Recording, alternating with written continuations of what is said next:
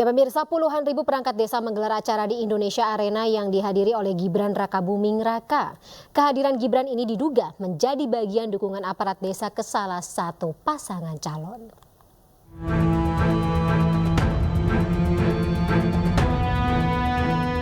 Puluhan ribu perangkat desa dan kepala desa yang tergabung dalam kelompok desa bersatu menggelar acara yang diduga merupakan deklarasi dukungan kepada pasangan Capres-Cawapres Prabowo Gibran di Indonesia Arena Kompleks Gelora Bung Karno, Jakarta Minggu kemarin.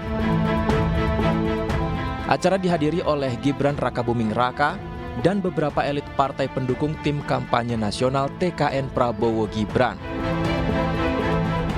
Secara gamblang, acara ini seolah menyimpulkan perangkat kerja yang saat ini masih aktif bertugas untuk masyarakat memberikan dukungannya untuk salah satu paslon. Namun Cawapres Gibran tidak mau menanggapi hal itu. Prabowo Gibran hanya ingin menyerap aspirasi dan masalah perangkat desa. Kalau soal dukung-mendukung, nanti saja. Kalau masalah dukung itu nanti saja. Kita carikan solusi terbaik dulu ya.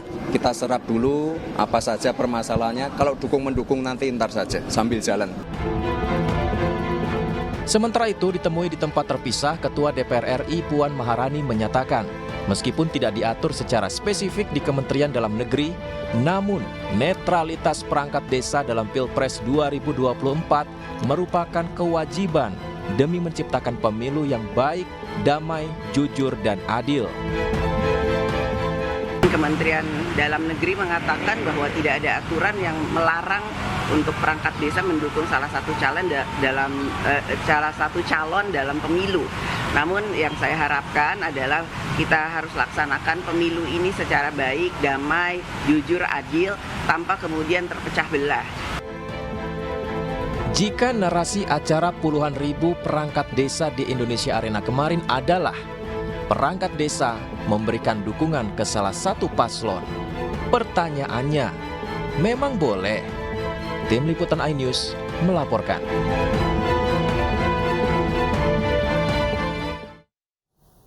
Pemirsa, berikutnya kita akan saksikan konferensi pers dari Tim Pemenangan Nasional atau TPN Ganjar Pranowo dan Mahfud MD, di mana saat ini mereka melaksanakan konferensi pers terkait dengan mobilisasi perangkat desa untuk pemilu di Jalan Cemara, Jakarta. Agar pemilu ini jujur dan adil. Kenapa? Karena pemilu yang jujur adil ini sangat penting. Sehingga di Undang-Undang Nomor 7 Tahun 2017 itu semuanya ada koridor yang boleh dan tidak boleh. Nah makanya yang kemudian menjadi cukup mengagetkan buat saya adalah ketika sampai saat ini saya belum mendengar ya pendapat Bawaslu ataupun apa yang disampaikan Badan Pengawas Pemilu. Karena seharusnya itu sudah ada. Ketika sebuah peristiwa terjadi, maka publik harus mengetahui. Kami sebagai pemantau pemilu perlu mengetahui apakah kegiatan demikian dibolehkan di dalam tahapan pemilu. Dan tahapan pemilunya saat ini sedang menuju ke tahapan kampanye. Tahapan kampanye yang akan dilakukan tanggal 28 November mendatang. Dan di dalam PKPU 15 ini disebutnya sebagai tahapan sosialisasi. Nah kita masih belum tahu ini sebenarnya kegiatan ini kegiatan apa. Apakah masuk kegiatan sosialisasi? Karena di dalam PKPU 15 jelas ini adalah kegiatan sosialisasi. Kedua adalah kampanye. Kampanyenya belum. Nah tetapi tentu saja, apakah kemudian ini akan menimbulkan atau berakibat pada ketidakadilan pemilu? Saya pikir ya, ini pasti. Ini harus sudah menjadi catatan tegas, terutama untuk Bawaslu RI, tapi juga untuk seluruh masyarakat di Indonesia. Agar catatan tegas ini kemudian tidak menimbulkan pengulangan. Sebenarnya sudah banyak pretek lainnya, tetapi saya pikir kita fokus di situ bahwa ada ribuan, kalau saya di media membaca ribuan kepala desa yang berkumpul dan kemudian membuat pernyataan dukungan. Saya pikir ini sudah masuk pada ruang yang sebenarnya bukan sekedar berkumpul biasa. Dan kalau sosialisasi oleh siapa yang penyelenggaranya dan seterusnya. Bawaslu harus turun tangan dan kemudian dengan tegas menyatakan apakah ini bagian daripada sosialisasi, apakah ini bagian dari kampanye, atau mungkin justru pelanggaran dari Undang-Undang Nomor 7 Tahun 2017, begitu. Oke, baik, Bang Roni. Tadi saya sempat menginterview sebentar ketum dari Abdesi sendiri dan menyampaikan bahwa ini sebetulnya hanyalah silaturahmi nasional. Namun yang menjadi pertanyaannya saat itu adalah kalau ini memang silaturahmi nasional tahunan, kenapa hanya dilakukan kepada salah satu pasangan calon? Bagaimana Bang Roni kalau melihat hal ini, Bang?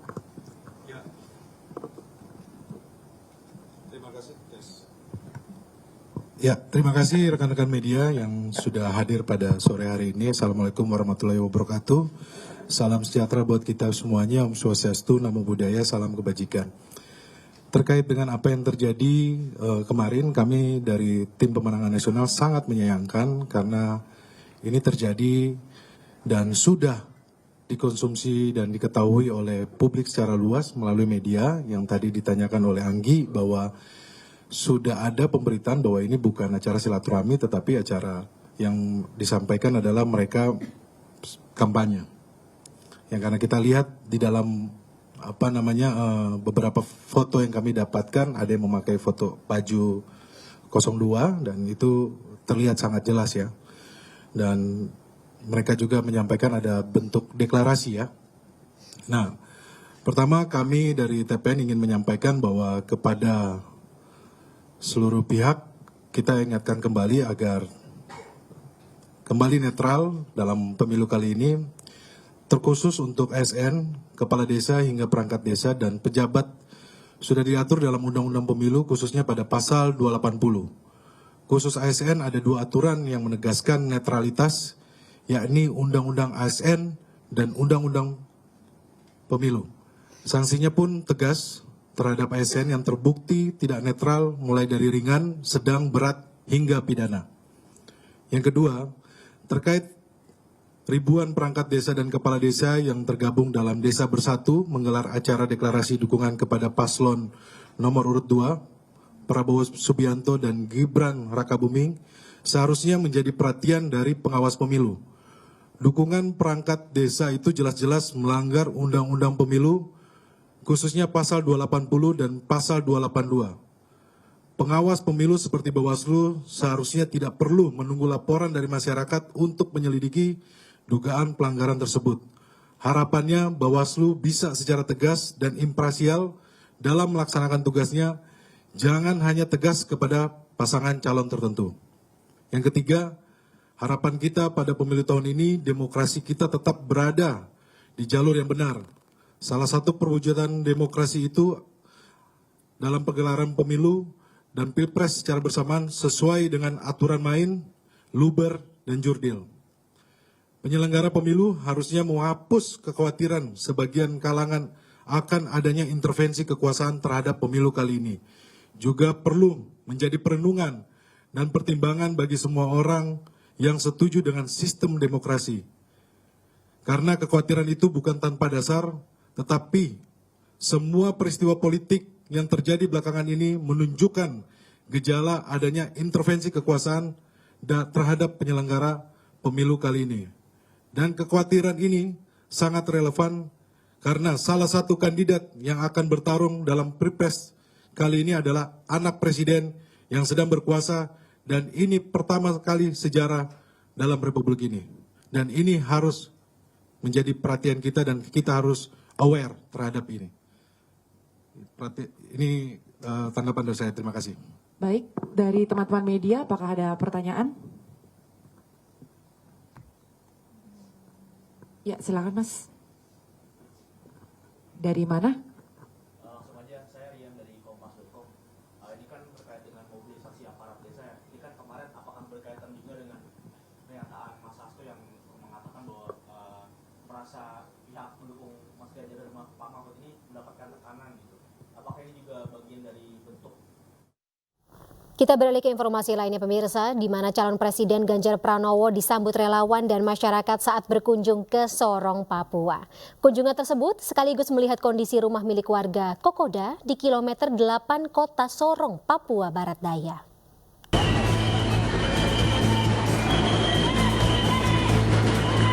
Masyarakat dan relawan menyambut calon presiden Ganjar Pranowo di Bandar Udara Dominic Edward Osok di Kota Sorong, Papua, Senin siang.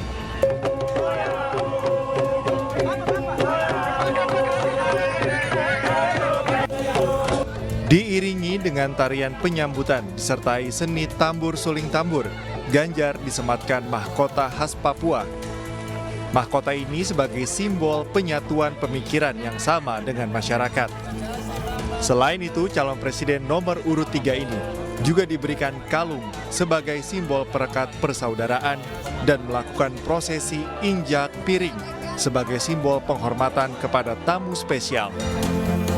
Bahkan sejumlah warga antusias bersuah foto dengan Ganjar. Usai bertemu dan mendengar aspirasi dari tokoh adat Kokoda, Ganjar sempat meninjau sebuah rumah warga yang tak layak huni. Ia pun masuk ke dalam rumah dan berbincang dengan pemilik rumah. Sekali mendapatkan dukungan luar biasa dari masyarakat Kokoda. Ini ada di Sorong dan kami tadi mendapatkan banyak masukan. Tentu kami akan komunikasikan dengan jejaring yang ada, apakah itu di pemerintahan atau non-pemerintahan, gitu ya. Dan beberapa di antaranya, sebetulnya adalah rumah tidak layak huni, ada pendidikan.